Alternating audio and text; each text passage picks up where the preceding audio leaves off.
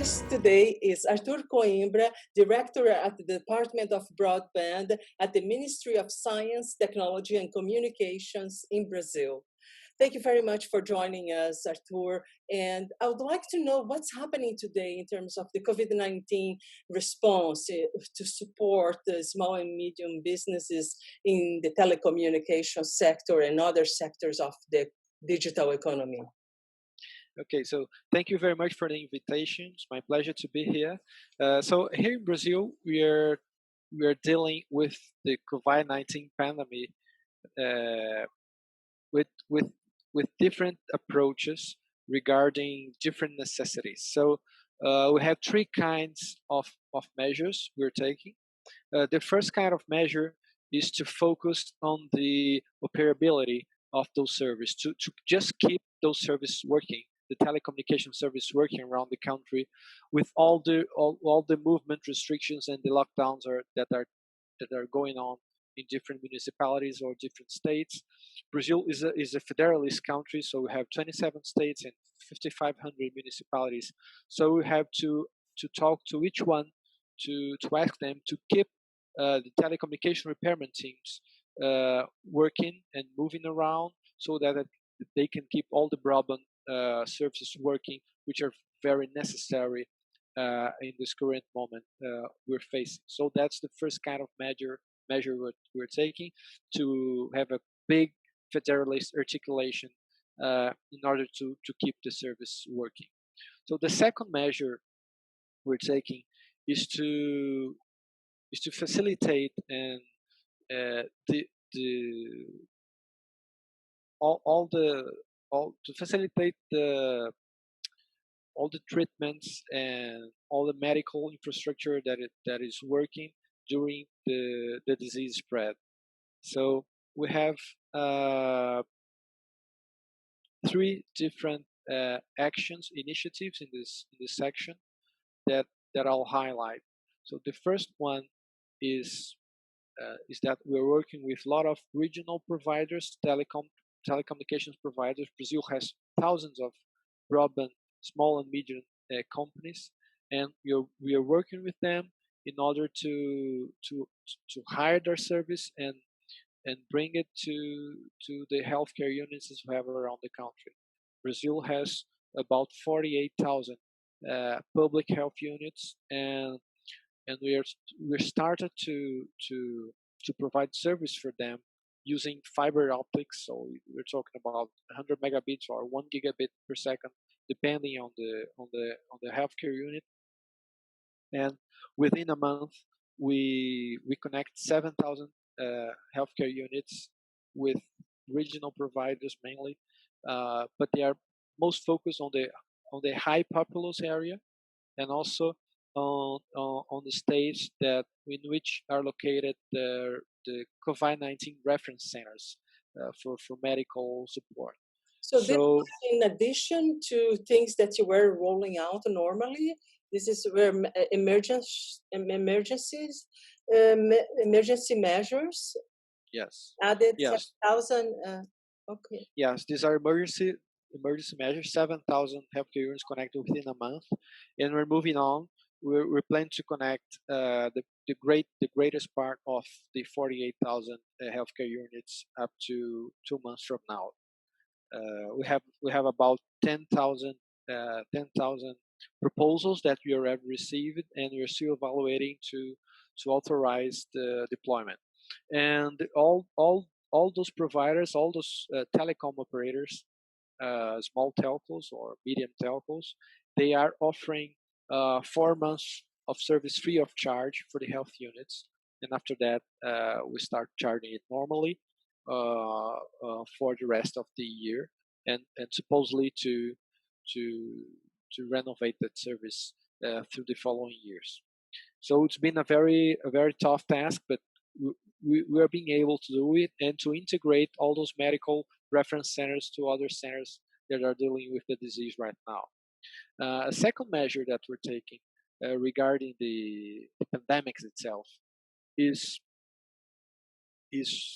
to support telecommunications broadband service on regions that are isolated and they're very difficult to reach. We have a program here at the ministry in which we pay for a satellite connection. We have a Ka-band satellite, a state-owned satellite that covers the whole country, and we are increasing the VSATs, which are activated, and the activated access points to reach communities that are very hard to reach. We have a lot of that in Amazon, in the Amazon region. We have communities in which it should take 11 days to arrive with a boat ride, and for example, 7 days to come back. And these regions really need the connectivity, especially right now when they need a medical support in a very small time. So they don't have time to take an 11-day boat trip to be treated at a hospital. So it's very important to have a broadband connectivity on these regions, and we are increasing that kind of connectivity too. And the third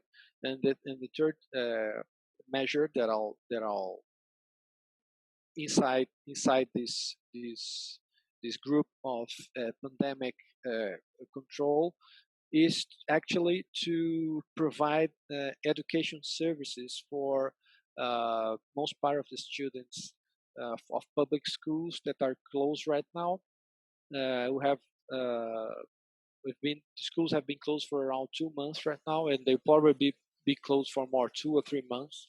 And so we changed some regulations regarding broadcasting service. You know that free-to-air television in Brazil is a very popular service, and now all the channels, all the broadcasters have the possibility of having a multi-program channel, so they can have like 2 or 3 or 4 parallel channels, parallel contents within the same channel, and those contents, those parallel contents, will be used for classes, for all the content, all the school content that is being left away with the school closures.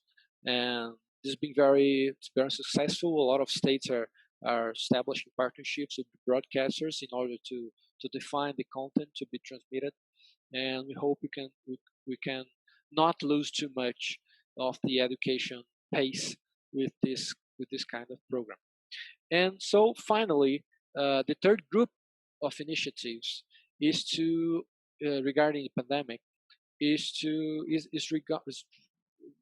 it's related to the recovery from the pandemic. So how can we accelerate investments? How can we recover as fast as we can when the pandemic's gone or is being uh, reduced?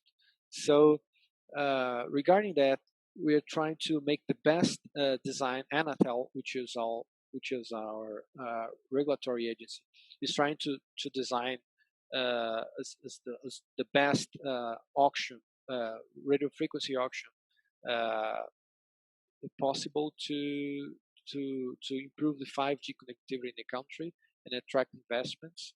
It will be the biggest auction that has ever happened in the world in terms of radio frequency spectrum quantity.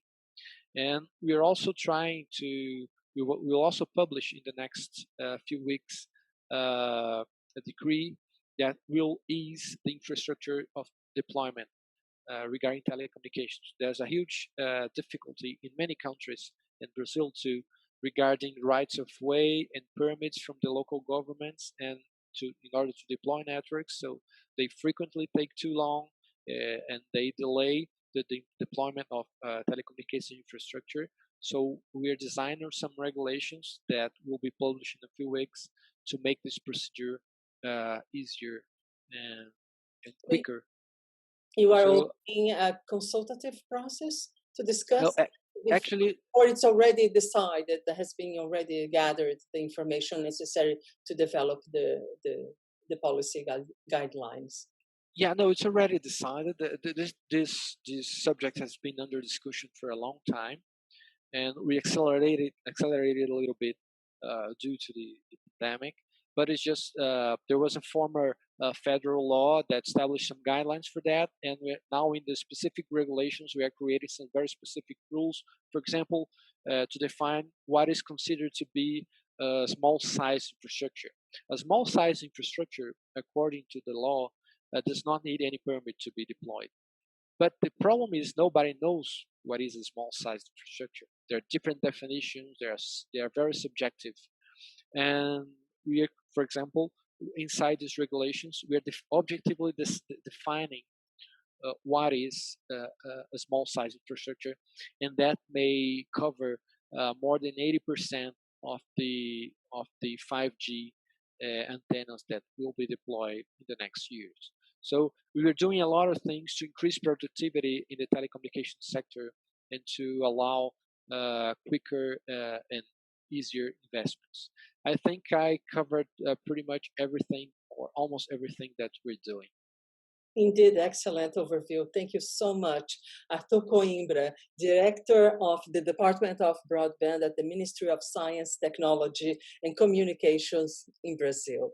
Thank you very much. It was a pleasure speaking with you. I look forward to continuing the conversation whenever we need to have more information from Thank Brazil. you. Thank you very much. Have a good day. Bye-bye. Bye.